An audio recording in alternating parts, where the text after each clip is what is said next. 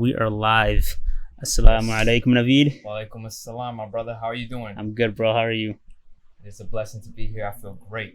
Bro, we've been trying to schedule this podcast since February. And it's finally happened. This is true. I am so sorry. It's been hectic. You know No, it's my fault, bro, because don't blame quarantine yourself, happened. man. I blame myself, if anything. Good. But I'm happy that we were able to schedule this, and took some time, but we here, man. That's all that matters. Love, bro. And shout out to Rash Cuts in the back. This is his crib right now. Thank you, Rash. Thank you, Rash. Use your domain and blessing your boy with a beautiful haircut. This is a three-way crossover, guys. All right, bro. That means you have to like 3 times. There you go. Like, unlike, and then like again. So, obviously, I've been wanting to have Navid on for a long time. And that's not because he has some major clout on Instagram. It's because Navid is someone that, truly, like, I wouldn't say, like, what's the word? He's a maverick in the Bengali Muslim community right now. And he's doing something that not a lot of us are doing for the community.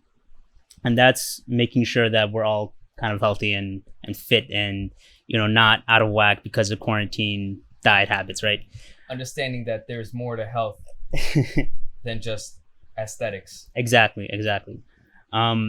So let's kind of start with how all this began, because I know on your story and kind of on your Instagram in general, you mentioned a lot how you kind of began, right? And you post those like before and after pictures of like stick Navid and then like completely ripped brolic Navid, right? All right, so to kind of reiterate my question, basically talk a little bit about your upbringing, how this fitness journey began, how you got from point A of being like I said, stick Navid to what we see here right now. All right, well, my story is it's pretty extensive. I'm not the type of dude that just kind of goes through life and not really reflects. So I know myself in and out, and essentially doing therapy on myself, knowing what triggers, what my reasons were, what was my mindset back then, what I was trying to achieve. So I know a lot of kind of how my brain works, why I did certain things. So my story's a lot more. So I'm gonna try to keep it short. Gotcha. All good. Pretty much. You can take as much time as you want, bro. This is a podcast. I'm not gonna bore people with the fillers and stuff. So I'm just gonna kind of get to it. I was born and raised in Astoria, right? Most of my teenage life, I was in the hood, and majority of the people that know me know that I didn't grow up a lot of Bengali people. Most of the people that I grew up with were Black, Hispanic. I pretty much didn't have any Bengali friends until I really got to college. Okay. And essentially the reason I started going to the gym was a couple factors, but 2 of the biggest ones were, 1, it would save me from hanging out with my friends daily. And when I was young, we used to fight almost every single day, right? Trust me, anybody that knows me since I was young knows the story. So we used to fight every single day. So I would, instead of after school hanging out with my boys at the park or chilling in the hood, what I would do is just go to the gym, right? And second was my father. So my father's a pretty big dude, the exact opposite of what you would think of a normal Bengali dad. My dad's 57 right now, and he's in phenomenal shape, and his soul, his spirit, his energy is just so pure. And that relates also to his health and how active he is as a man that most people his age, especially from the culture we come from, are lazy. My dad is the exact opposite. Yeah, or they have just a gut, They have a gut. Yeah, Yeah. My dad is the exact opposite. My dad is a very strong man that screams youth and energy, and he relates that to having good health and fitness. So I remember when I told him hey, Dad, I want to go to the gym. He said, absolutely. And we were sharing a membership until he gave me his own. Oh man. Yeah. And me and my dad would go to the gym together at the same time. And it was really cool, and it was a good bonding experience. And my dad was always for it because, my dad is 6 foot tall, and he's all muscle. If you've seen a picture of him, my dad is freakish, and he looks phenomenal, and his son is over here. I started going to the gym when I was 15, 16, and I was about I hit 5 foot when I was in 10th grade. So I was really short. Yeah, I was really short, and I was really skinny. I remember before I started working out, I was under 100 pounds. Dang. So my dad was definitely a big motivator for me to keep going to the gym. So you started going to the gym with him in around high school? That was it? Okay. Yeah. I was doing that, and I was doing a little bit of boxing. Okay. But boxing makes you smaller. Gym makes you bigger. Put that on a t-shirt. It's true. You want to be quick and agile. You don't want to be slow and heavy. Mm. So that's why I kind of stopped doing the boxing thing. It's kind of stuck with the gym stuff. Gotcha. So that habit kind of, that was ingrained in you from like the ages of like 14, 15, and then kind of carried on until now, right? Yeah, 15, 16, and that's kind of something that I ended up having a love for, right? Mm-hmm. So I was doing that all the way through high school, college, and I wasn't getting big at all until like I get to college, but the process was slow and steady, but it was more of a meditation thing. I really was going to the gym more for meditation and peace of mind than just going to just get big and that's it. So essentially, a lot of people, they don't get big real quick, so then they just drop the gym and say, screw it. Gotcha. Pick it up later on in life, right? For me, it was more of a meditation thing. It was where the gym was home. It's where I felt safe. It's where I had the most safe and non-criminalistic fun, right? So that's essentially why I fell in love with the gym, and then played out to many things later on in the future. Gotcha. So you said that your dad originally started going to the gym first, right? Do you know any reason for that? Because like when I think of a brown dad going to the gym, like they're probably on a treadmill, not really knowing what to do. So, I remember what happened was one of my friends said, "Hey, I'm going to go to the gym," and it was Planet Fitness, so they let you bring somebody with you. Yeah. So I went to the gym with him, and I was like, "Wow, this is crazy! Never did this in my life." I had 10-pound dumbbells at home, and those were heavy for me at the time. Right. And then I told my dad, I said, "Hey, Abba, I want to get a gym membership. It's $10 a month." And mind you, at the time, money was a little bit of a struggle, right? Right. But my dad ended up saying, "All right, you know what? If you're gonna go to the gym, I'm gonna go to the gym with you." Because my dad, awesome, he was working out. Well, he worked out a lot back home, and then you know what? You get married, you have kids, you take care of them, you know. Yeah. And then if your son sparks interest in something that you have a mutual interest in, why not join him? Mm-hmm. So me and my dad would go to the gym together on the weekends, and that's kind of the whole thing. Gotcha. Was he kind of like encouraging you to do certain kind of workouts that he was doing, or was he kind of like, did he just let you do your own thing? Well, yeah, my dad essentially, it was like he kind of let me do my own thing, and he was doing his own thing. Gotcha. And my dad, he I was young, so I knew nothing. Yeah. Right. Like nothing. Every just this young kid going to the gym, biceps every single day, blah blah blah blah blah. You know how it is, get big arms. Yeah. And my dad would just kind of go for the cardio element because we all think that just doing cardio will help you lose your stomach. But he was also going in there hitting the weights. Yeah. So, but we wouldn't do the same thing. My dad would like to do every part of his body. I would just love doing my arms and then a little bit of everything else. But we both never did legs at the time. We both never did legs. That's amazing. Yeah, no, I'm pretty guilty to the whole, I guess, myth of if you do cardio you'll lose that gut. Because I tried doing cardio for a while and I lost a few pounds, but yeah, it didn't really hit like I thought it would. Oh yeah, dude. There's a lot of science behind things, so. Yeah, no, of course, and we can go into that later on. Right. So that was pretty much your daily or weekly routine in high school, right? Hitting the gym with your dad. Did that carry on into college? You still went to the gym with him, or you kind of blossomed to more like individual type workouts and other things? So later on in my high school years, me and my dad, our schedules kept conflicting, right? Right. And he's like, you know what? I'm going to get you your own gym membership. I was like, oh, we're lit. Let's do this. So my dad and me would just kind of go sometimes on the weekends together. Yeah. And then I would go sometimes after school. Sometimes I would skip. At the end of the day, people that from the hood can understand this. You get riled up. You can't just leave even if you're there all the time. Yeah. So then when I got to college, there was a huge reality check of the people that I was around and how much people were really moving forward in life. Yeah. And, I didn't even want to go to college, to be honest with you, but I got, certain people, especially my parents, kind of made me realize. Yeah, that degree is important, right? Yeah, that piece of paper is important. And trust me, the mindset that I had at a young age is very different, and I don't think you could empathize with that mindset because when you live a different lifestyle every day, it's hard to put yourself in that shoes. You'll be like, how can you think that way, but you're stuck inside of a box? Right. So when I was in college, I'm a very big introvert, believe it or not. Really? I'm an extreme introvert. I will never say hi to somebody, but if you say hi to me first, we'll become the best of friends. That's hard to believe, man. Oh, trust me. That's Ask anybody that knows me well. I'm on the streets. I'm very quiet. I'm very to myself. Okay. But if you initiate the hi or there's a meetup, right. then we'll get along very well. So in college, I didn't really make too much friends. And what I would do is I would just go to the gym during my breaks in college or after college. And I used to go to school in Brooklyn and Harlem. So I would go to the gyms over there. And I made, class friends. And, I would just pray right outside the gym or pray right before going to the gym. And yeah, it was... What college did you go to? So I first went to City Tech in Brooklyn. Okay. And then I went, after I got my grades up and kind of realized what college was really about, I went to City College. Okay. And what did you major in? City Tech, I went for engineering. Shoot. I am horrible at math. So then I went to City College after I got my grades up, and then I just became a business major.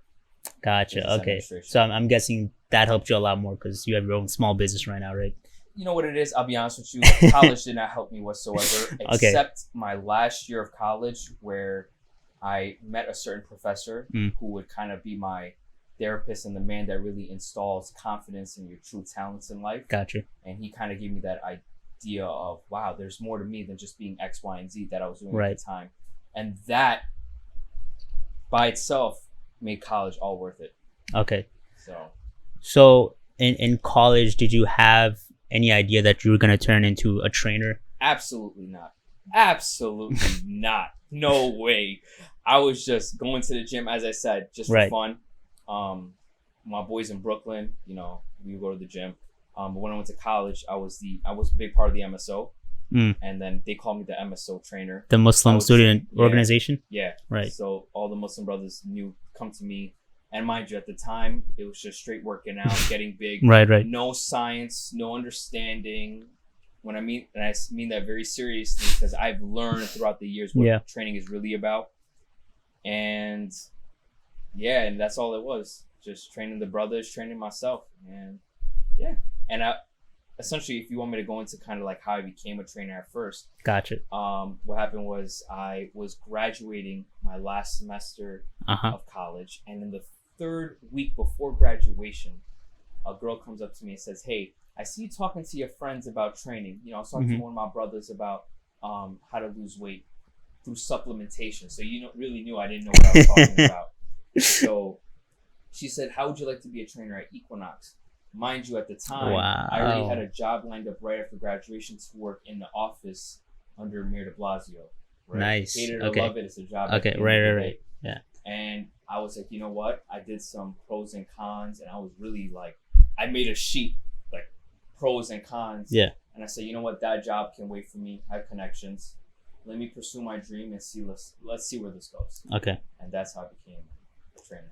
So, you ended off with your Equinox job, right? Yeah. You just got that from some random stranger hearing your conversation? Yeah, believe it or not, she was actually a very well respected trainer at that location. And then she set me up with an interview with the manager. And I'll tell you right now, I've never failed an interview in my life just because of my personable skills, if that's the right word. Yeah, no, you have a lot of charisma, right? So I appreciate that. So interviewers love that kind of thing. I met the guy and I told him straight up, like, I've been working out for a while, X, Y, and Z. And then he saw that I'm a very honest person. That's number one. And he said, you know what, I'll give you a shot. That's amazing, man. Yeah. It was very surprising that I got the job, to be honest. Gotcha. So you started off at Equinox right after college? Right out of college? Okay. Right out of college. Okay. How long did you work there? Oof, good question. A year and a couple months, maybe. Okay. I want to say not too long. Okay. How was that experience? It was great. Whole new world of understanding what training was. Being around some of the best people in the fitness industry, and I'm talking about health and fitness, not fitness. I mean, yeah, like right? Equinox is one of the more high class gyms, right? Yeah, absolutely. And the thing is that every Equinox has a different culture. Right. And I was fortunate enough to be in the Columbus Circle location. And that gym was all about health and motion and being pain free. And other Equinoxes are all about looks. just Right. because of the environment, the youth is over there, right? So my spot had a lot of elderly people, so Mhm. you know the mentality is a little different. A lot of the older guys are like one of the best trainers, well renowned, known at Equinox. I work with a lot of good people. I met a lot of my clients, and Nice. I realized what my true skill, in terms of my real skill, in terms of what I bring to the table, in terms of a human, not even just a trainer, because obviously it will aid in it. It opened my mind. It humbled me very well. Okay. It made me realize that doing a bicep curl is probably one of the most useless exercises in terms of functionality. Really? Absolutely. And you know, Dang, a lot of the viewers are gonna be heartbroken by that. hey man, you're young. When you get older, you can't be training Dang. that way, and I'm gonna give you the reality of it. And it made me meet one of my biggest role models, John Carlos, who was my personal trainer and my massage therapist, who opened the door for me to think and learn training in a different way even more. Gotcha. So essentially, Equinox opened my brain. John Carlos opened it way more. Gotcha. So you know how you have you think in a bubble? Yeah. Essentially, You have I like an thought of a epiphany, bubble, and then I learned more, yeah. and then he completely popped it and showed me so much more Wow. avenues of training. And I'm talking about human anatomy, holistic medicine, cupping, Graston. You learned cupping so from him? much. I learned a good amount of cupping and how to really maximize the benefits. Was it of the dry cupping or the dry like cupping? hijama type? Hijama Okay. is totally out of my lane. Okay. You know, I understand it's a part of the sunnah and I get it. Yeah. But blood freaks me out. Okay. Needles freak me out. Dry cupping does enough for me, and especially with what I do in terms of bringing back range of motion. Yeah, because I helps. see you post on your stories a lot of you cupping, and I always thought that was like hijama on yourself. Oh, So no, I found that I've really impressive. never done I mean, that. dry cupping too is also just on yourself is pretty Well, impressive. the cool thing about hijama, hijama, you know, it takes out the toxins from Right. the blood, right? The thing about cupping is that if you do cupping on like an individual without the needles, and they're really bad, and you know, obviously build off the color of the, you know, if it's purple, you're real bad. Yeah. If it's a little red and it goes away, you're not bad. You know, it'll come out one way or another through diarrhea, vomit. Yeah. These are actual ways of your body detoxing what it is. Cupping is kind of hijama, I haven't really studied the science behind it, but you know, it has its own way of, I guess, of directly doing it. And then, you know, but the thing about cupping is that there's many ways you can use it to help range of motion, not even just taking out toxins, opening up scar tissue. It's just, the sky's the limit. Sky is the limit. Right. So I'm a very big believer in holistic medicine, and that is one of them. Gotcha. Well, so going back to this John Carlos guy, he seems to be like, I don't know, but you like basically went on a whole tangent of how he's amazing, so I believe you.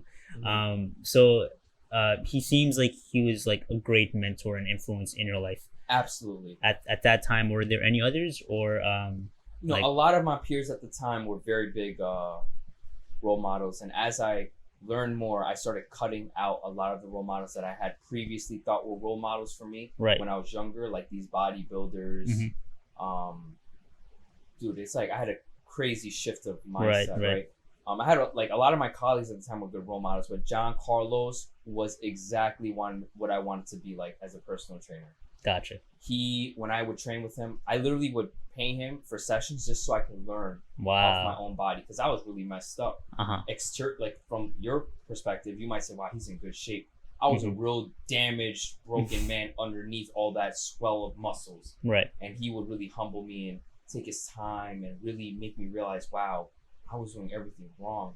And he would do it in a way where I wouldn't feel bad about myself. Gotcha. And John Carlos, I love you. I just don't know what to say. This man, everybody that I train, if I ever speak of somebody that really makes me, you know, I have a lot of people that tell me, wow, you're so different from a lot of the trainers that they've had. I say, John Carlos. Gotcha. John Carlos. He's one of like the most senior trainers at Equinox that you met there? He was actually a massage therapist. Oh, okay. But he was a personal trainer also. But gotcha. He's more of a private trainer. Gotcha. A lot of the big times in the city. Okay. And well worth every penny. Okay. Well worth every penny. Gotcha. He's amazing. So after Equinox, why'd you leave Equinox? Because that seems like a pretty stable job. I'm not sure if I should talk about it. Okay, it's fine if you don't want to. But actually, I can, because I don't care. I'm pretty sure I won't get in trouble. Getting the tea on this podcast right now. I pretty much had some bad experience in terms of like some discrimination. for my race during Oh. Ramadan. Okay. And it was, it was just one person, and that's it. And one of my clients that I still train to this day and love to this day witnessed it, and he was furious because I was so naive and thinking everybody was such a good person. Right. And to kind of, I was just giving it the benefit of the doubt. Right. He was like, "Are you serious, Navid? Are you serious?" And he made me realize, and I was just like, you know what, I'm not comfortable if I can't pray here, especially when no one's using certain rules. This was a coworker. That No, it was more than a coworker. Ah. I'm not gonna go into specifics, man. but he was not one of my immediate tier trainers. Okay. Yeah. A little bit more above that Gotcha. rank. But as I said, no hard feelings. I don't really care. If anything, it was a blessing in disguise for me to leave, because that's when I realized my true potential. And if you want, I can go into that.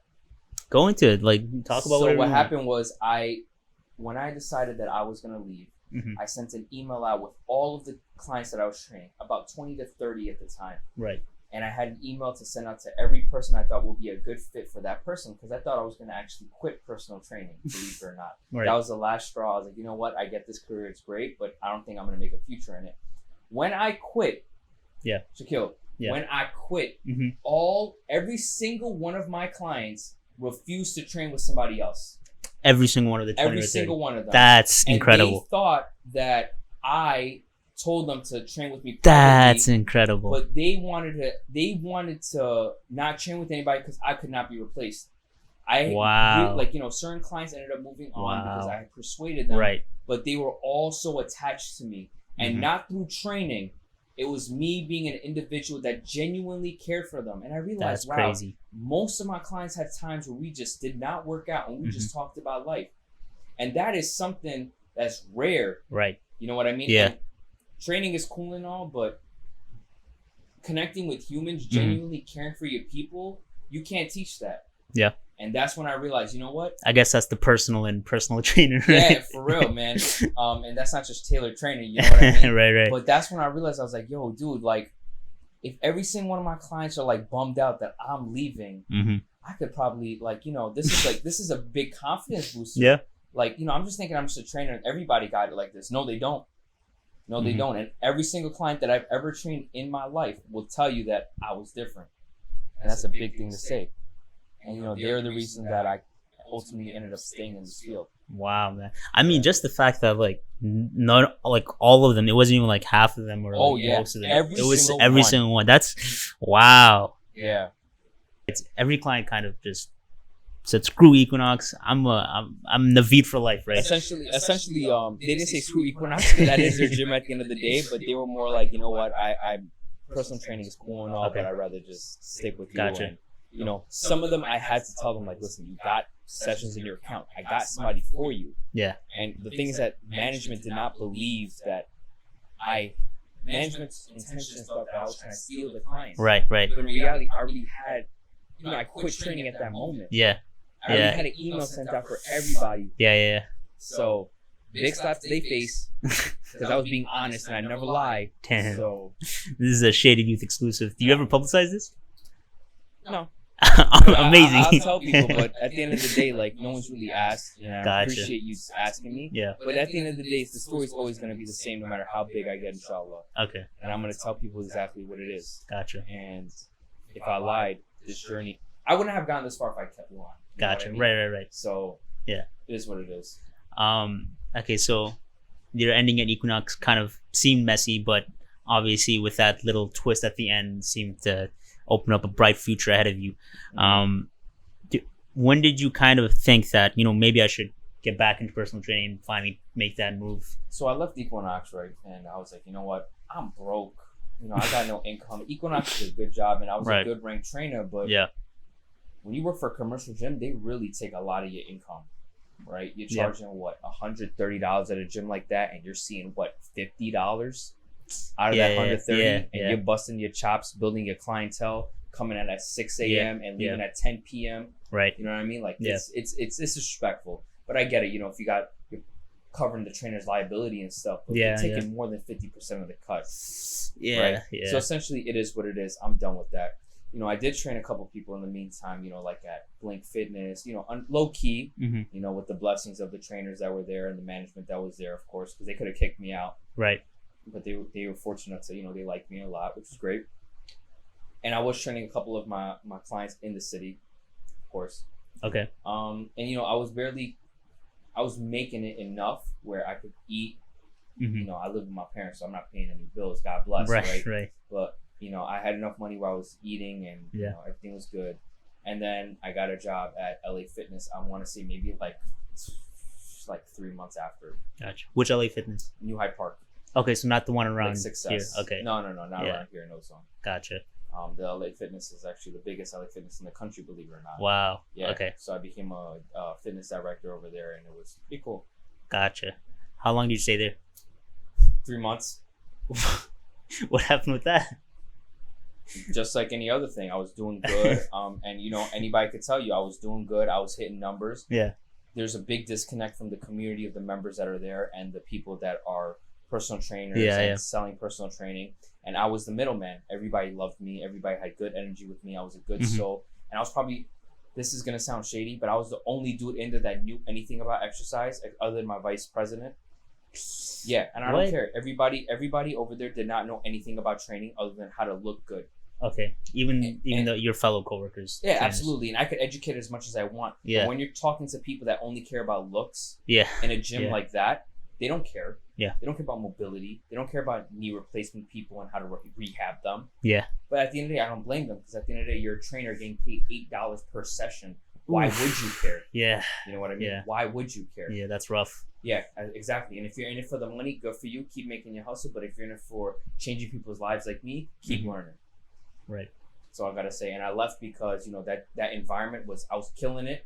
I was going to make an absurd amount of money because if they would have transferred me to the new gym, and I quit right after Christmas. Wow. And I quit right after Christmas, and New Year's was coming up, so all those checks would have been good. Yeah. Because I realized the work environment I'm in was extremely toxic and it was putting me through depression.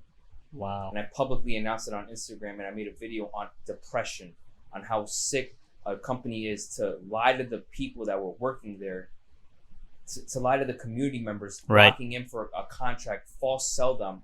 Imagine this, Shaquille, okay? I'm going to give this one breakdown. You're a client. You had a knee replacement or a hip replacement. So you are extremely fragile. You are not the average individual, right? Yeah. And you know what? The manager says, you know what? I got somebody that might be able to help you out. Navid, come over here. Hey, what's up? This person got X, Y, and Z. No problem. I know how to deal with people like this, right? And these injuries. Yeah. I train you. I put you through the works. You feel better. You feel mobile. Yeah. Then the next day you sign up for training. I see where this is going. Then you come over like, hey, Navid, I'm here for your training. I'm so sorry, I'm not your trainer. Okay. I just wanted to give you the demonstration. This is your trainer. Wow. Then you train with a guy that has no idea about anything, and then you come to me and you say, I have a lot of pain now. Then I go to the trainer to check him, and he says I had her doing squats. Are you stupid for making her do squats? And excuse me for my language. No, it's all like, good. Like that gets me furious. Yeah. You don't even take a second to understand. Make these baby steps. You don't gotta prove nothing by making her do stuff like that. So essentially stuff like that, the wrong morals, telling me that I should lie to the members because they trust me so I can lock them in and then screw them over for a bonus check. Oof. I'm good. I made the community in that gym better with my connection with them because I genuinely care for them, and if they didn't buy, they didn't buy. But I'm not gonna force them and scam them for a bonus check. No thank you. So I quit. That's amazing. First job I ever quit. Not even a 2-week resignation. I just quit. No, 3 months in, bro. Yeah, I think great. That's inspiring, dude. Because I think anyone in that situation that's watching right now, they might say, at least like finish the year, right? Like at least get that thing on your resume and finish the year. No way. But yeah, that's inspiring. Literally, dude. I could have went to January, made a lot of money. Yeah. Nope. My heart was saying depression, and I had no job afterwards. I still quit. Did not care. That's awesome. Did not care. Absolutely not. That's incredible. You cannot buy my soul. Yeah. That's all it is.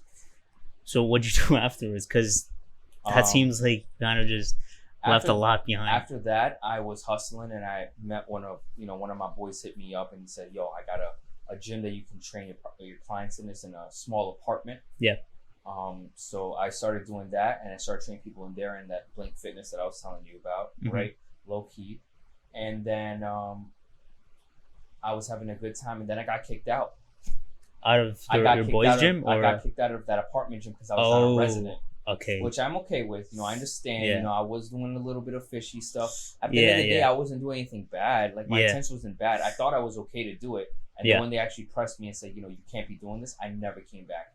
Okay. You know what I mean? I thought I had the clear because of my friend that actually lived and owned property. So, at the end of the day, I know it sounds bad, but if somebody's really telling you, like, hey, look, here's a card, you can go there, no problem. All right, fair enough.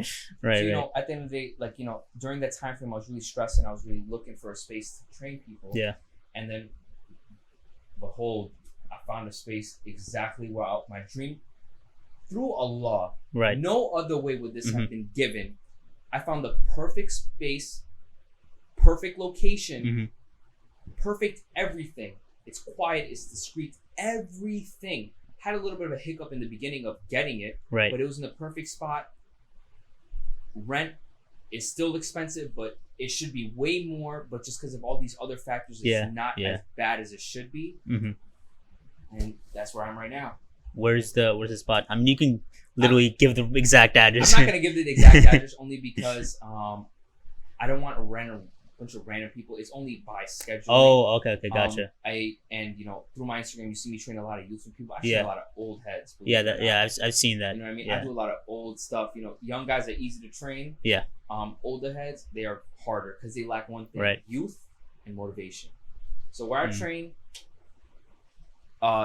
message me for a consultation and an address, and I'll definitely hit you up with NavidFitness on Instagram. But it is located in Astoria. Gotcha. It is located in Astoria, and it's right next to the N line, and it is at a extremely, extremely safe, quiet neighborhood. Awesome. It's amazing. I grew up there and I love it. Gotcha. So after all of that, you got your own space, right? So clearly you wanted to make that your own kind of space, right? To be a gym, run your own business in that location. Now, how'd you get it in your head that you wanted to be the owner of a gym, or like you wanted to run your own business? So a couple things, right? I'm the type where money doesn't mean nothing to me. At the end of the day, I would barely break even with my rent and all my clients. And that does not even include all the equipment that I bought. Ooh. So I was taking a hit. Yeah. I didn't care. At the end of the day, I don't care about money. I just love what I do. Right. People don't understand. Actually, no. You meet me and you train with me, you'll understand that. Right? But at the end of the day, there's a big confusion. My space is not a gym. Oh, so really? I always like to tell people that. My space is just a space for me to do my job in. Does that make sense? With equipment. Exactly. All the equipment that I need, everything I bought, it's a place for me to do my personal training service in there. Whatever, if you have a gym, you're getting the same treatment that you would get in my space at another space. Right. Does that make sense? Yeah. So it's not a gym. Like, people don't come in there just to work out on their own. Right. It's for me to use my specialties and what I know on the individual with whatever problems they have and try to fix it and get better at it. So it's not a gym. It's a space for Navid to do his practice in. Gotcha. Right. What was the other question? What made you want to start your own business, pretty much? Dude, I just realized, I'm not gonna be able to do. Actually, that's actually a very good question. It's made me realize this. I could have been the dude that just stayed in Manhattan, and trained a lot of rich people, in their apartments or at private studios, and had no overhead and just chilled out. But what am I doing for my people? Right. Yeah. I want to take that type of training, that type of specialty, and bring it to the community. How am I going to do that when only places that offer stuff like that are in the city? When most of the people that I want to target and help individually live in Queens, they don't live in the nice side of Manhattan, So that's kind of one of the main reasons why I want to open up my space. Gotcha. And I like privacy. I don't like working with other people around me. I want to make sure people are very comfortable where they train. Right. And you could imagine people that I train don't even think about training. So imagine training around other people. Right. So it's purely like one at a time, client based. Okay. If you got more than one person, it has to be two. but Okay. it's never going more than that. Gotcha. So, Okay, bro, that sounds really inspirational. Like, that I sounds appreciate amazing. that. Yeah, like That whole story just sounds incredible. yeah, I could have. I tell everybody this. Like, I could have literally just been that dude, made a crap ton of money with no overhead, Yeah. and just stayed in the city. Yeah. But who am I benefiting at that point? Right. Just in the 1 year that I've had my space, helped a lot of people, man. Yeah. Helped a lot of people. I'm talking about dads and grandpas that's never Yeah. been able to move like that, picking Yeah. up their kids and their grandkids. I got a knee tear. I didn't get surgery. It's okay. We can fix it. Like, Yeah. these are the things that really make That's me, amazing. like, you can get in shape. Cool. Yeah. I don't care about that. You have a problem walking? Yeah. Let me help you with that. That's what I love. Damn, do I love my job, Damn, bro. bro, that's I know amazing. I'm just sounding crazy right now, but I love what I do. No, you can see the passion in your eyes right like, now. Like, dude, I just giving to people that have no hope. yeah. And in the world we live in, pharmacy, doctors, surgery, Yeah. that's all we're taught. Yeah. There's more than likely, unless in extreme case, there's a way around it. Right. And that's what I'm here to do. Yeah, I mean, the reason that I think a lot of people fell in love with your image and your page on Instagram and just seeing you with your clients is like it doesn't seem like it's just for bodybuilding. Like I guess when they see you and with the gigantic arms, huge chest and just like if they saw you at face value, they might think, oh, this guy's another bodybuilder. Mhm. Right, he's gonna teach me how to get my arms big and my chest huge. Oh, I can tell you. May I jump in? Go for it. So there's been many times where I've had guys that just work out and they ask me about their pains and stuff. Yeah. And when I tell them what it is, like realistically what it is, they brush me off because it's too much thinking. Ooh, You know what I really? mean? It's not as, oh, you got to do this. You know what I Uh-huh. mean? If you tell me, yo, bro, I have a pain in my chest, I'll poke it, and I'll Right. do something. I'll be like, you know why this is hurting? X, Yeah. Y, and Z, X, Y, and Z, X, Y, and Z. Fix all your problems. Yeah. But it's just too much work. Right. It's not Yeah. instant gratification. Right. The youth has Yeah. youth, but with that comes mostly with instant gratification, Yeah. which is the biggest problem. Yeah. So essentially, when I have people come into my space, I always ask them, I don't care who you are, and you could Mhm. many people that are young work out for years. I literally humble them and I say, hey, you have any pains? You have anything that bothers you? And I know you do. Yeah, You everyone can't does. hide it. Yeah. And I will tell them, and the first sessions is all rehab. Mm. Make sure that pain never comes back. Most of my clients have lower back pain, and it goes away. Within, Yeah. It goes away. It literally goes Yeah. away within Bro, 2 to that 3 lower sessions. back pain has been crazy. 2 to 3 sessions. It never comes back. That's And I amazing. educate you in case.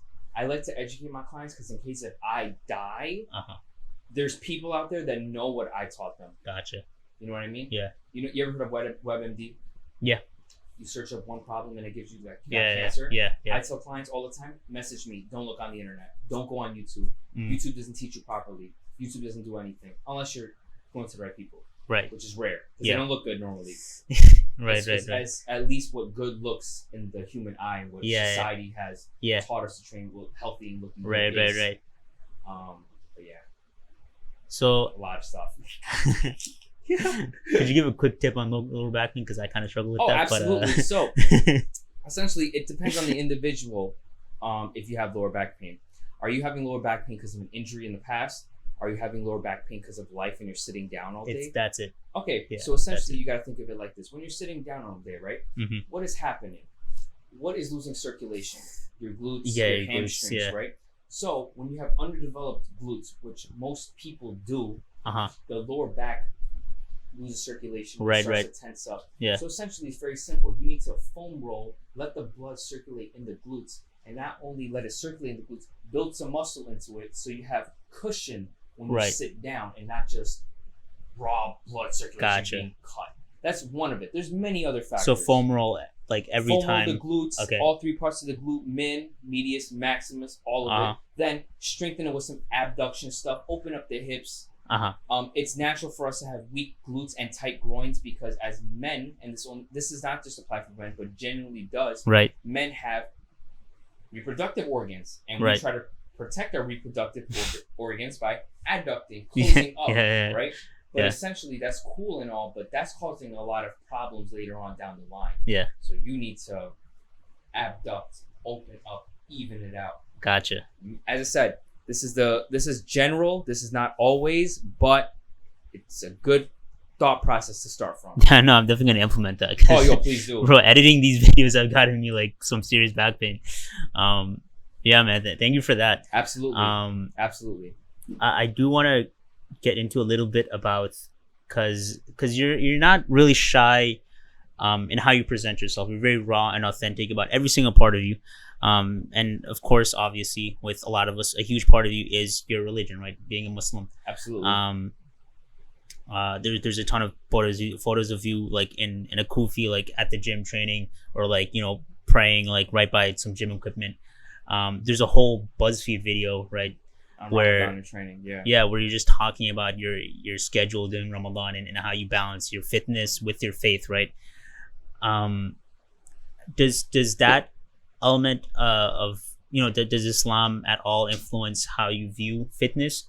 Are there any inspirations in that regard? Or here's the thing: one of my biggest role models in Islam. This might relate, this might not. Right. Is Hazrat Umar.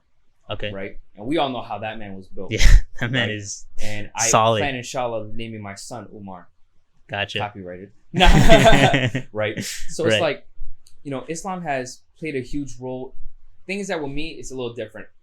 In Islam, and I always tell this to a lot of people that are especially like very deen oriented and they look at every aspect of Islam as their life, and I try to implement this. Remember, aesthetics don't matter. Taking care of your body matters. Yeah. You can make your Ramadan easier. You can make praying easier. You can make praying without a chair doable. Yeah. Many things, right? In Islam, the way I look at it is this body is just a vessel for our soul. Yeah. Am I right? Yeah. Essentially, you are going to give this body back to our Creator, Allah. Yeah. Why would you give it beaten up, eating the wrong things, abusing it with bad addictions and bad movement and hurting yourself? Why not give it back in the best condition as possible? At the end of the day, taking care of yourself is a sunnah, right? Yeah. It is a good thing. Mm-hmm. So why not use exercise to do that? Training has been proven to relieve stress, take you out of bad habits. Whatever the works is, training is different on every individual, right? The mental effects, the physical effects of it. That's a good deed right there. Right. If training takes you out of a bad habit, why not? Yeah. Now you're fighting a bad sin with a good sin. Stress relieving. How many people do you know take out their stress with a bad habit? Yeah. Right? Training. Yeah. Many factors, right? But the thing with me in Islam is like, I was very, and I'm not shy to say this, and I don't care what people say at the end of the day. The way I grew up, very different. Right. I was a very big person in gangs when I was younger, right? Mm-hmm. And I almost got killed twice, right? Ooh. And here's the funny thing: my parents know this stuff, so it's not a surprise to nobody. Wow. Right? So I almost got like into some bad situations from somebody like I shot at, I've Yikes. before. Whoa. Like this is the thing that this is in my past, right? And it only comes up when it has to, right? But right. You're not gonna meet anybody as soft as me. I'm a very harmless person. Yeah. But I'm shocked, bro. Yeah, like I'm really surprised. If anybody messes with me or my loved ones, you're the one. Yeah, you of course, big time, of course, right? yeah. But essentially, it's like Islam came into my life when I was like, going through a lot of stuff, and I was like, what the hell am I doing in my life? And my cousin kind of made me go to Left Rack City, which is huge. The imam there is huge. It's Nurullah, right? Nurullah. I'm pretty sure. The brother was a Nation of Islam, a Sufi, and now he's a very well-known Sunni Muslim, known by sheikhs and everything, known by keeping everything to the Quran and the Hadith and everything, right? Right. So I met a lot of converts there, and they kind of were me, but if I continued what I was doing, they would always tell me, you know what, stop what you're doing, blah, blah, blah. They all went to jail, they've all done time, crazier stuff than you can imagine, right? Yeah. And I met a brother that was like a big Latin king, and me and him just got along very well. Wow. And I wasn't, I wasn't Latin King or anything, but I was part of another gang. So, it just made me realize, like, like, Islam is the truth. And when I accepted Islam fully, I'm so sorry. When I accepted Islam fully, that played into a role of me also going to the gym. Right. And once Islam was fully embraced into me, because my parents never enforced religion, which was the beauty. Because, when you're taught something that you want to learn right now, you get turned off by the idea of it. So when I accepted Islam fully, I kicked the gang out of my life for the most part. And then that and then fitness kind of just took me out of that whole bad element. Gotcha. When I tell you we used to fight every day, We used to fight. That's every not exaggeration. day, Wow. every day. Trust Wow. me. People that know my personal life, all my boys from my high school, Gotcha. my big homies, they all know me. Yeah. You know, it is what it is. Yeah. But at the end of the day, you can't say anything bad about me because I'm Right. I'm not the type to go beat up somebody for no reason. That's Yeah. not me. Yeah. You know Yeah. what I mean, I'm just a guy that loves my friends and my families, and I'm always gonna have their back. Yeah. Yeah. So when I accepted Islam, I was still going to the gym. So it's just like it kind of worked hand in hand. Mm-hmm. I found my religion, my spiritual entity. I found my stress reliever and what keeps me busy. Yeah. And then I kind of brought them together, and I realized like, you know what? There's so much you can attain with this. And I have a big philosophy. If you take a young Muslim brother, right? A young Muslim kid. Yeah. The world is very evil. Mm-hmm. It very, depending on where you live, it will stray you away from the right path. We all know that that's how it is nowadays with the music and how social media is set up. Yeah. You take a young brother that is confused, might not have the best of parents. I got lucky with my parents, right? But not a lot of people are fortunate like that. You take a brother like that, you bring him to a masjid or a gym, and the brother that he's looking at is fit, good looking, built, whatever it is. He's automatically going to have some sense of attraction and curiosity. You give that brother that conversation with that individual, and he says, working out is this, Y, and Z, and you have him as a mentor figure, that young brother's going to start working out. He's going to gain one thing. Guess what that is? Confidence. And what fights all that bad stuff out there? Confidence, understanding yourself. Right. So now you could be a stronger Muslim as a youth through just working out and just being more confident with yourself, not having to prove anything to the world. Yeah. You know what I mean? So like there's a lot of things how fitness can help the young individual and the Muslim.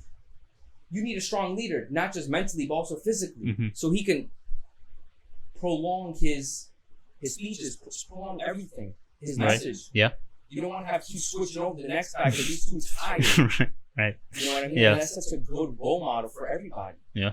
So, total rant. My bad. Nah, bro, that was amazing. My bad. Bro, that was amazing. My bad. That was amazing. So sorry about that. That was amazing. Just so much factors that I think about when I think about like fitness, health, and Islam. Because at the end of the day, Islam is what saved my life. Yeah. Health and fitness is what saves my life, and it's what I love to do. Right.